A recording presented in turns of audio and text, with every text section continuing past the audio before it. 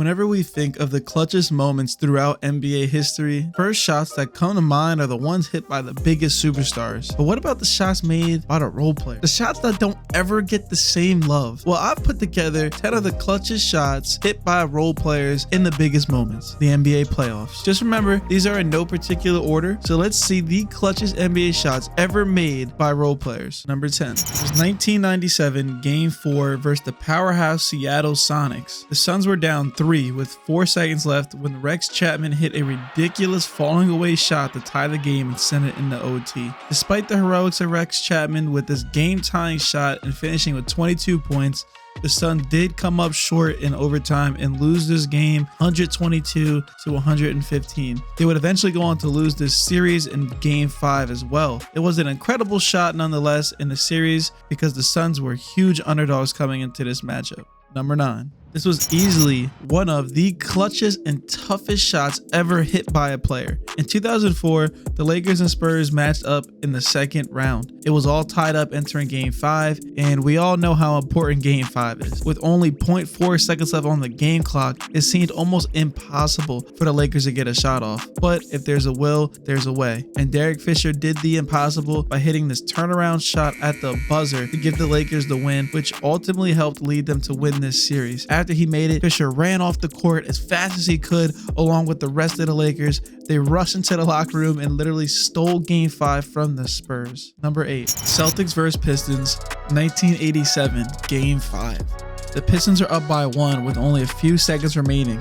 All they have to do is inbound the ball, hold it, and get to the free throw line and seal it. But Larry Bird and Dennis Johnson had other plans. Isaiah Thomas goes to throw the ball in. Larry Bird gets the steal and somehow managed to stay in bounds. He finds a cutting Dennis Johnson running down the lane and passes it to DJ, who hits the game-winning layup with only 1 second left. This is one of the biggest moments in NBA history. The Celtics went on to win this series in 7 games after a hard-fought rivalry matchup. Number 7. During the Michael Jordan Bulls three-peat run, MJ wasn't always the hero for every game. In 1993, Game 6 versus the Suns, the Bulls came out of the huddle with something drawn up by Phil Jackson. With only 10 seconds left and the Bulls down 2, the Suns obviously prepared to stop Michael Jordan. MJ brought it up the court, and a couple of great skip-around passes leads to a wide-open John Paxson at the wing. Paxson hits a dagger with only 3.9 remaining on the clock to put the Bulls up by 1. This helped lead the Bulls to cement their place in history by completing their first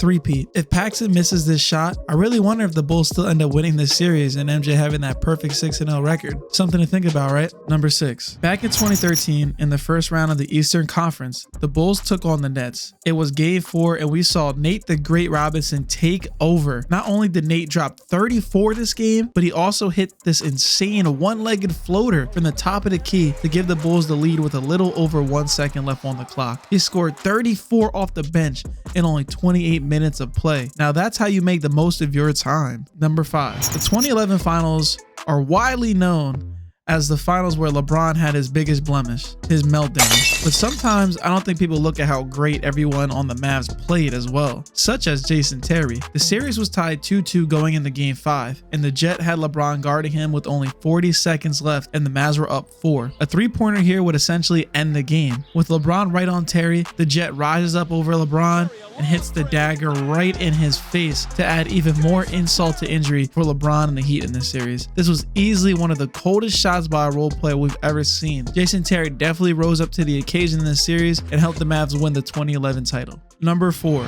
In a Lakers vs Suns playoff matchup in 2010, I don't even think the Lakers ever thought Ron Artest would be the guy hitting the game-winning shot, but that is exactly what happened. Once again, a series tied 2-2 going into Game 5. This game came down to the wire. With only 3.5 seconds remaining, Phil Jackson drew up a play for Kobe to get the ball. Kobe, off the inbound pass, was forced to throw up a contested fadeaway shot, and he came up short. But Ron Artest comes flying into the picture, snatching the ball out of the air, and he muscles his way over Jason Richardson and puts up a layup right before the buzzer sounds, and he makes it, giving the Lakers the crucial Game 5 win. Ron Artest became the unlikely hero that night, and the Lakers went on to win the championship this season. Number 3. Mr. Big Shot Bob. This is one of the few very clutch shots he hit during his playing years. Robert Horry is arguably, if not the most clutch role player ever. This shot happened in 2005 NBA Finals. It was the Spurs versus the Pistons, and once again, another series tied at 2-2 going into Game 5. I think we're starting starting to see a trend on how important these game fives are. So the score was 95-93. Detroit was winning. The Spurs were inbounding the ball with only 9 seconds left. Robert Horry passes the ball to Manu in the corner, who instantly gets doubled. Manu, knowing that this might happen, throws it right back to Robert Horry, who was now wide open at the wing for a three-pointer to give the Spurs the lead. And they don't call him Big Shot Bob for nothing. Robert Horry sinks the shot to give the Spurs a 1-point lead, 96-95, with 5.9 seconds left in the game. The Spurs went on to win their 3rd ring over the last 7 seasons. Number 2. We all know Steve Kerr has had a legendary basketball career that's included multiple rings as a player and a coach, but he has also had some of the most legendary shots throughout his career. His most legendary one, the 1997 NBA Finals versus the Utah Jazz. Steve Kerr was the second role player for the Bulls who helped cement their title with the championship shot. MJ trusted Steve Kerr on this play, finding him wide open at the top of the key, and Kerr delivered. This shot cemented the Bulls' 5th championship in 7 years. Number 1. The shot that a lot of LeBron haters love to use against LeBron. The shot that was so huge and monumental, it actually affected LeBron's entire legacy. Ray Allen,